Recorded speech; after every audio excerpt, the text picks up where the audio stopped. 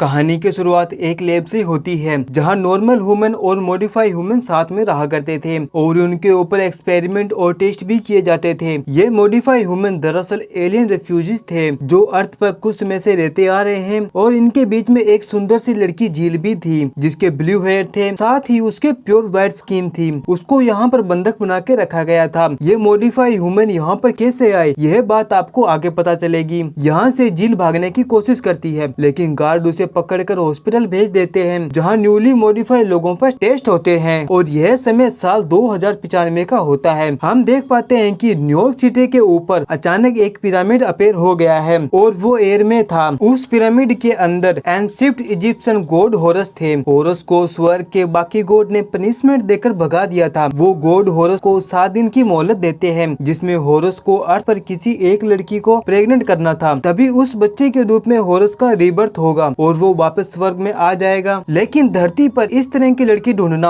काफी मुश्किल था जो गॉड की शक्तियों को झेल पाए और उसके बच्चे को कैरी कर पाए। हॉरस दिखने में तो ह्यूमन की तरह ही था लेकिन उसका हेड फेल्कन का था। उसका शरीर काफी बड़ा था। वो अपने 2 सेवकों को अपने लिए लड़की ढूंढने को भेजता है ताकि वो फिर से एक बच्चे के रूप में जन्म ले पाए। इसके बाद हॉरस पिरामिड से उड़कर बाहर चला जाता है। वहीं झील को हॉस्पिटल में डॉक्टर एल्मा मिलती है। वो उसके ऊपर कुछ सीक्रेट एक्सपेरिमेंट परफॉर्म करना चाहती थी, इसलिए वो झील को अपने साथ दूसरी जगह ले जाती है। वहीं न्यूज से पता चलता है कि ह्यूमन को लग रहा है यह पिरामिड दूसरी दुनिया में जाने का कोई रास्ता होगा और यहाँ कोई अननोन किलर भी आ गया है जो ह्यूमन को मार रहा था, जिसने अभी तक कुल 4 मर्डर कर दिए हैं। फिर सिटी सीनेटर काइल ओलगर अपने ऑफिसर से पूछते हैं कि इस मर्डर पर कौन इन्वेस्टिगेट कर रहा है। वो बताते हैं कि इस केस पर इंस्पेक्टर फ्यूबे काम कर रहे हैं और उसी वक्त एक मर्डर और हो जाता है जिसे इन्वेस्टिगेट करने के लिए फ्यूबे आते हैं। वहाँ उसे एक आई विटनेस भी मिलता है जिसने अपने सामने मर्डर होते हुए देखा था। फिर ऑफिसर उसे फ्लाइंग कार से फ्यूबे के ऑफिस में ले जाने लगते हैं। वो कार रास्ते में अपनी बैलेंस खो देती है और वो एक क्लब के पास जा गिरती है जिस कारण ऑफिसर वहीं पर मारा जाता है और आई विटनेस बाहर निकलकर थोड़ी दूर चलता है और वो अपने आप ही एक्सप्लोड हो जाता है। यह देख ऑफिसर फ्यूबे को कहता है कि शायद यह काम कायोगो ने किया होगा, लेकिन फ्यूबे कहते हैं कायोगो तो पहले ही मर चुका है। दरअसल यह एक एलियन क्रीचर था। वहीं डॉक्टर एल्मा झील के ऊपर टेस्ट करते हुए कहती है कि तुम्हारी लाइफ स्पैन तो सिर्फ 20 साल की है और तुम्हारी सारी मेमोरी मिट चुकी है। शायद ये किसी दवा के कारण हुआ होगा। झील कहती है उसे कुछ भी याद नहीं है। असल में जिंग एक बायो इंजीनियरिंग बीइंग थी। तभी डॉक्टर एल्मा उसे ऑफर देती है कि अगर झील उसके साथ में काम करेगी तो डॉक्टर उसे एक कार्ड देगी जिस कारण वो कहीं भी आ जा सकती है, साथ ही उसे एक रहने के लिए रूम भी मिलेगा। जिसे सुनकर वो तुरंत ही मान जाती है। फिर डॉक्टर एल्मा उसके नाक पर एक डिवाइस लगा देती है जो झील को मॉनिटर करता रहेगा। इसके बाद झील जॉन नाम के आदमी से मिलने जाती है। झील सिर्फ उसको ही जानती थी। जॉन कहता है कि इस प्लेनेट पर तुम्हें अब अकेले रहने की आदत डालनी होगी क्योंकि वो अपने प्लेनेट पर जा रहा था क्योंकि वो एक एलियन था, जिस पर झील रोने लगती है। हम देख पाते हैं कि उसकी आंसू का कलर नीला था। तभी हम आसमान से लटकती हुई एक क्रायो प्रिज्म को देख पाते हैं जिसमें कुछ मैकेनिकल ग्लिच हो गया था और कुछ कैप्सूल धरती पर गिर रहे थे। इस कैप्सूल के अंदर प्रिजनर को रखा गया था। इतने ऊपर से गिरने के कारण उन सबकी डेथ हो जाती है। तभी वहाँ पुलिस आ जाती है। वो देखते हैं कि एक कैप्सूल के अंदर कोई नहीं था। तभी वहाँ पर गार्ड आ जाते हैं और उन सभी पुलिस वालों को मार डालते हैं। फिर वो गार्ड उन डेड बॉडी को उठाकर अपने साथ ले जाते हैं। इसके बाद सीनेटर गोलकर भी वहाँ आ जाते हैं और वहाँ फ्यूबे उसे एक प्रिजनर का कटा हुआ पैर दिखाता है। वो पैर सीनेटर के असिस्टेंट अपने पास में रख लेती है। फिर वो सीनेटर के साथ में चली जाती है। असल में वो पैर एक निकोपोल प्रिजनर का था जिसको हॉरस ने पकड़ लिया था। हॉरस निकोपोल को प्रेजेस करके रेलवे स्टेशन तक ले जाता है। वहाँ वो कहता है कि मैंने पहले 5 लोगों की बॉडी को प्रेजेस किया था लेकिन उनकी बॉडी मेरी पावर को झेल नहीं पाई और उन सबकी डेथ वहीं पर हो गई, लेकिन तुम्हें कुछ नहीं हुआ। हमें यहाँ पर पता चलता है कि सिटी में जो भी मर्डर हो रहे थे वो हॉरस ने ही किए थे। फिर हॉरस निकोपोल से कहता है कि तुम मुझे अपनी बॉडी में रहने दो और बदले में मैं तुम्हारे कटे हुए पैर का इंतजाम कर दूंगा। फिर हॉरस रेलवे के एक पार्ट को काट कर पैर की शेप दे देता है जिसको वो निकोपोल के पैर में लगा देता है। फिर निकोपोल वहाँ से भागने की कोशिश करता है लेकिन वो पैर इतना ज्यादा भारी था कि वो चल भी नहीं पाता। तभी हॉरस कहता है कि तुम मेरी पावर के बिना अब कुछ नहीं कर सकते। फिर हॉरस उसे प्रजेस्ट कर लेता है। इसके बाद निकोपोल आराम से चलने लगता है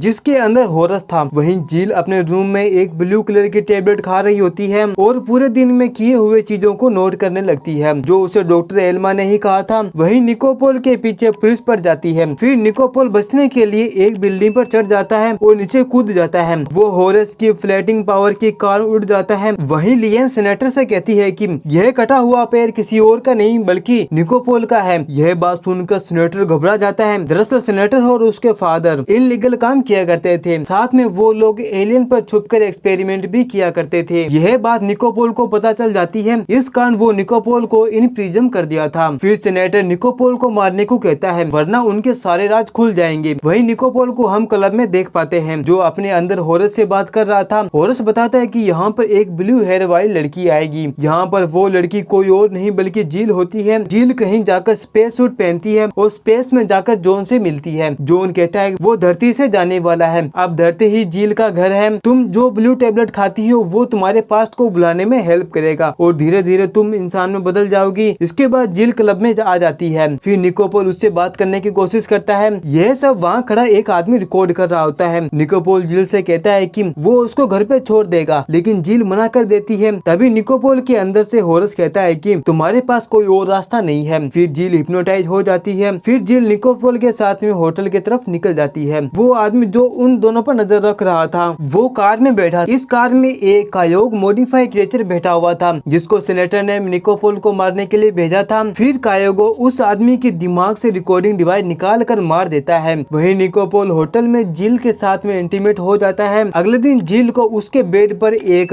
बर्ड पंख मिलता है जो हॉरेस का ही था। तभी उसके रूम में होटल का मैनेजर आ जाता है और वो रूम की तलाशी लेने लगता है और वहाँ से चला जाता है। तभी जील देखती है कि दीवार के ऊपर एक पिरामिड की पेंटिंग थी। वो अपने आप ही बाथरूम के दीवार में चेंज हो जाती। जब जील बाथरूम चेक करती है तो वहाँ निको बाथ टब में बैठा हुआ था। यहाँ पर निकोपोल को जील से प्यार होने लगा था। तभी जील उसके ऊपर गन पॉइंट कर देती है और वो पूछती है तुम कौन हो और बाथरूम का दरवाजा अपने आप गायब कैसे हो गया। निकोपोल कहता है वो जो भी करता है वो अपनी मर्जी से नहीं करता। फिर निकोपोल सांस रोक लेता है और मरने की एक्टिंग करने लगता है। यह देख जील वहाँ से चली जाती है। उसके जाने के बाद में निकोपोल वापस सांस लेने लगता है। इसके बाद जील डॉक्टर एल्मा के पास जाती है और उसे निकोपोल के बारे में सब बता देती है। डॉक्टर पूछती है क्या उसने पहले भी रिलेशन बनाया है। जील बोलती है उसे कुछ भी याद नहीं है। डॉक्टर कहती है तुम जो ब्लू टेबलेट खाती हो उसके कारण तुम्हें कुछ भी याद नहीं है। जील उसको ब्लू टेबलेट दे देती है ताकि वो उस पर एक्सपेरिमेंट कर सके। वहीं कायोगो सीनेटर को वो वीडियो लाकर देता है जो उस आदमी ने क्लब में रिकॉर्ड किया था। यह देख सीनेटर कहता है कि यह तो निकोपोल है, वो अभी भी जिंदा क्यों है। फिर लिएंग पूछती है उसके साथ में जो ब्लू हेयर वाली लड़की है वो कौन है। तभी वहाँ खड़ा एक लैब साइंटिस्ट बताता है कि वो भी एक मॉडिफाइड बीइंग है और उसका एक लिक्विड मेरे पास है। फिर वो सीनेटर कायोगो को उसके लिक्विड पिला देता है और कहता है कि जाके उसे मार दो। वहीं जील जा रही होती है तभी कुछ साइंटिस्ट उसे किडनैप कर लेते हैं। वहाँ पर कायोगो भी मौजूद था। कायोगो पूछता है कि तुम्हारे पास जो आदमी था वो कहाँ पर है। तभी वहाँ पर हॉरेस आ जाता है और उसके ऊपर अटैक करने लगता है और वो वहाँ से जील को उठाकर होटल में ले आता है और वहाँ हॉरेस उसकी सारी मेमोरी को मिटा देता है। इसके बाद जील सीनेटर पार्क में होती है। यहीं पर एलियन बीइंग आए जाए करते थे। वो देखती है कि यहाँ से कई लोग अंदर गए थे पर बाहर उनके कंकाल ही आता है। इस जोन पर धरती का अगर कोई वहाँ पर जाने की कोशिश करता है तो उसकी मौत हो जाएगी। तभी वहाँ जोन आ जाता है। जोन बताता है कि यह दूसरी दुनिया में जाने का रास्ता है। मैं भी यहाँ से आया हूँ, कल मैं यहाँ से चला जाऊंगा और यह गेट हमेशा हमेशा के लिए बंद हो जाएगा। वहीं दूसरी तरफ सीनेटर असली कायोगो के पास जाता है। मतलब कायोगो अभी तक मरा नहीं था और वो बात अभी तक झूठी थी। फिर सीनेटर उसके पास जाकर हेल्प मांगता है और कहता है कि उसे निकोपोल को मारना होगा। फिर वो कायोगो को निकोपोल का पेड़ लाकर देता है। वो देखते ही उसे चबाकर खा जाता है। वहीं अगले दिन जील और निकोपोल बाथरूम में बात कर रहे होते हैं। तभी वहाँ बाथटब में कायोगो बाहर आ जाता है और उन दोनों को पकड़ने लगता है। तभी वहाँ जोन कार लेकर आ जाता है लेकिन कायोगो कार को पीछे से पकड़ लेता है जिस कारण उसका हाथ कट जाता है। इसके बाद वो तीनों इंक्लूज्ड एरिया की तरफ बढ़ने लगते हैं क्योंकि अब जोन के जाने का टाइम हो गया था। उस जगह फ्यूबे और डॉक्टर एल्मा पहुंच जाते हैं। वहाँ उनको कायोगो का कटा हुआ हाथ मिलता है। यह देख वो सब कुछ समझ जाते हैं। फिर वो जोन की कार का पीछा करने लगते हैं। जोन की कार के पीछे अब पुलिस और कायोगो पड़े हुए थे। वो बचते हुए इंक्लूज्ड एरिया के अंदर चले जाते हैं। वहीं सीनेटर हॉरेस के पिरामिड के पास जाता है। वो सोचता है शायद वो अपने फादर के साथ इतने सालों से एलियन के ऊपर एक्सपेरिमेंट कर रहे थे जिसका बदला लेने के लिए वो यहाँ पर आए होंगे। वो यहाँ पर उससे सॉरी मांगने आया हुआ था। जैसे वो अपने हाथ आगे बढ़ाता है वो उसको टच करता है तभी वो और पिरामिड गायब हो जाते हैं। वहीं जॉन जील को रेड टेबलेट देता है और कहता है कि इसे खाने के बाद तुम पूरी तरह इंसान बन जाओगी। जॉन उस टेबलेट को खिलाकर गायब हो जाता है। तभी वहाँ कायोगो आ जाता है और निकोपोल पर अटैक करने लगता है। तभी निकोपोल अपने अंदर के होरस को कहता है कि वो कायगो को मार दे। होरस कायगो को मार देता है और वहाँ पिरामिड भी आ जाता है। इसके साथ सेनेटर भी नीचे गिरता है जो ऑलरेडी मर चुका था। होरस कहता है कि अब उसके जाने का वक्त हो गया है क्योंकि जिल प्रेग्नेंट हो गई थी। वो निकोपोल को अपनी पावर दे देता है ताकि वो चल पाए। फिर वो जिल के पास जाकर कहता है कि तुम्हारे पास मेरी एक कीमती चीज है और तुम्हें उसकी देखभाल करनी होगी। फिर वो अपने पिरामिड में चला जाता है। वहीं जिल अपनी सारी मेमोरी भूल जाती है और उसे निकोपोल तक याद नहीं रहता। तभी वहाँ पर पुलिस आ जाती है और निकोपोल को पकड़ लेती है क्योंकि उसकी अभी